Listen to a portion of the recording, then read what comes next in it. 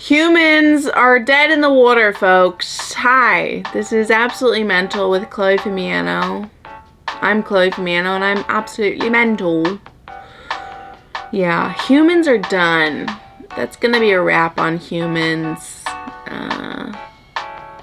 Pretty sure humans are an endangered species. This is a science-based podcast, so I feel comfortable saying that, but humans are an endangered species and no one is coming to save us. And we're gonna go extinct because guess what? We couldn't save the puffin, so pretty sure we're done too, okay? Because puffins, puffins don't kill people. Puffins don't Venmo request me for $3. Puffins are cute as hell. Puffins just gave life. They're not like us. And we couldn't save them and we didn't want to. We kind of said, go kick rocks, puffins. So if you think that we're going to make it out alive, you're wrong. Because we couldn't save puffins. I've been having this thought lately that I think, because I read a headline that Governor Hochul is going to make it legal for euthanasia in New York if you have a terminal illness within the next 5 years. Which, pretty risky for New York because I'm pretty sure living here is a terminal illness in itself. It's the best city in the world. It is the best city in the world, but it is impossible to live here. Sure, it sounds probably ethical or progressive. I actually don't know how to think about it yet. I haven't listened to a podcast, and that's where I make my decisions about my thoughts. But pretty risky move because I think living in New York City is a terminal illness. If you want to live here, you'll want to die. So... And we already have a bunch of people lying about having ADD so that they can be hopped up on Adderall and Ritalin all day. So, imagine when you're allowed to kill yourself, right? I'm going to be marching into the doctor's office and just kind of like, hey, yeah, I've been feeling a little bit sick. I was wondering if I could get a medical marijuana license. Also, could you kill me? Could you just kill me? Soft and sweet, let me go. Let me go home. Right? We're all returning. Let me return home. I'm going to move for an early checkout. Yeah, humans are done though. I do feel confident in saying that, and it's not misinformation. I've been having an intrusive thought all week where I just keep repeating humans are dead in the water in my head, so I had to say it or else I won't stop. So I think it's out now. Every day I feel like I'm going to die. And we kind of just accept it. It's like it's getting very cold in New York, and anytime there's extreme weather is when people are just kind of casually like, oh, be careful getting home. It's extreme weather. People get agitated. They might kill ya. Or you'll be fine. Anyway, bye. It's like that. It's pretty difficult to live here. I used to be so like, oh, I would never want to raise a kid not in the city because there's so much culture here. And something happened in my brain within the last week where I was like, maybe raising a kid here is not a good idea. It's like very stressful. And I don't know if kids should be that stressed all the time. It's like the trains don't work. There's human shit everywhere. The museums are great though. The people are amazing when they're not stabbing you. I don't know. It's hard to be alive, right? It's hard to be alive when Trump just announced that there's something going to be called the Patriot Games. That's scary. No? It's pretty scary. Trump announcing the Patriot Games. Which also, did you see that Trump was talking about himself in the third person? He was like, Trump do this. Trump would never do this. I'm like, are you okay? I mean, obviously not, but now it's like really not. It's never good when someone's talking about themselves in the third person. But Trump announcing the Patriot Games is so on the nose. Like, too on the nose. He didn't even try to not make it sound like the Hunger Games or Squid Games or the most dangerous game. Remember that little ditty? Ooh, you can't really say that anymore. But do you remember that short story that we read in like 8th or 9th grade about just a casual short story about hunting humans?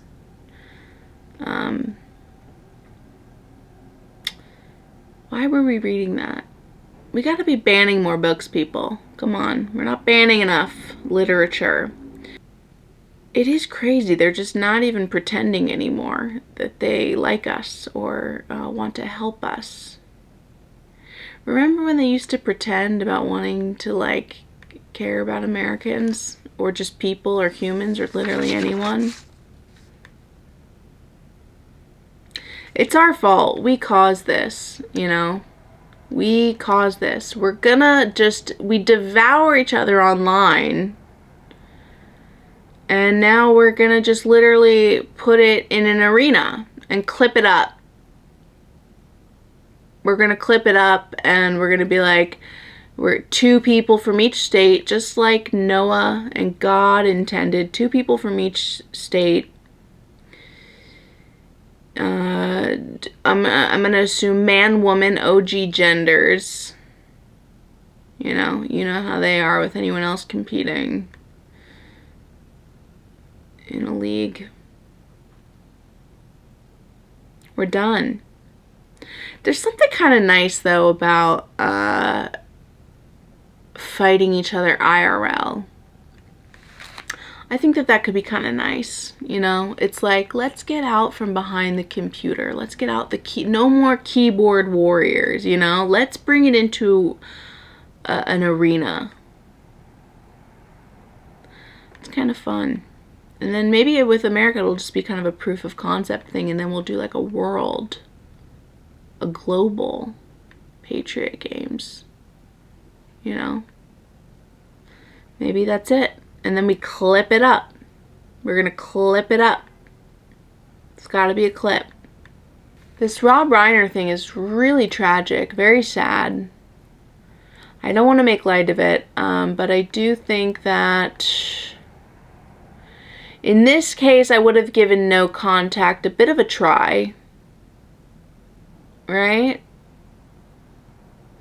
People go no contact for all sorts of reasons, and I'm sure some people have good reasons, but a lot of people go no contact with their parents for silly reasons, like their parents not knowing them as a person. Yeah, I mean, our parents don't know anything, which I actually think everyone should go no contact with all their family. I think everybody should just stop talking to each other. We can't handle it. Everybody needs a year off from talking to anyone. We should all do a year of silence, really.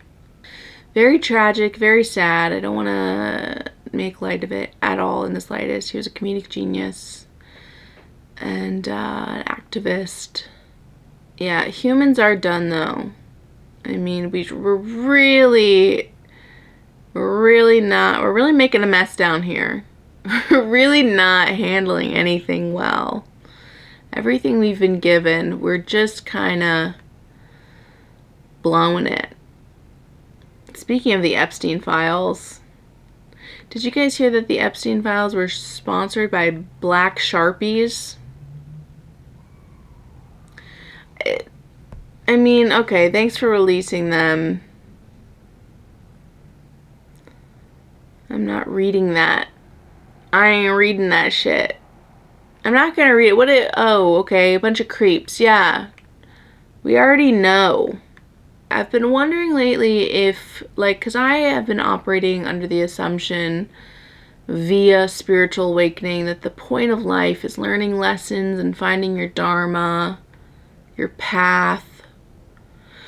But I'm starting to think that maybe it's not. Maybe life really is about making money and buying boats. Because Jeff Bezos is, if he's not the richest man in the world, he's one of them. Top 5. And so I assume that Jeff Bezos has access to like all of the best spiritual gurus, right? Can't you see that?